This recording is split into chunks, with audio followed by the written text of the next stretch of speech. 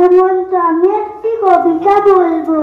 কামাল ছেলে গোপাল চন্দ্র মন্ডল কামাল করেছে, কামাল ছেলে ব্রিটিশের মনে ত্রাস পণ করেছিল, করতে স্বাধীন করবে তাদের নাশ। ইংরেজ ভয়ে কেঁপে ওঠে, তাই পালিয়েছে দেশ ছেড়ে। ভারতবাসীরা তাদের ক্ষমতা নিয়েছে কেড়ে। ভারতের মাটি দুর্জয় ঘাটি বুঝিয়ে দিয়েছ তুমি। তোমার জন্য স্বাধীন হয়েছে আজকের ভারত ভূমি।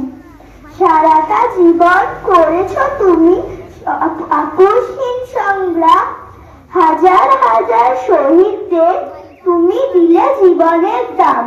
নেতাজি সুভাষ বীর সৈনিক বিদ্রোহী তুলে সবার হৃদয়ে ছুঁয়ে আছো তুমি, যায়নি তো কেউ ভুলে। নমস্কার।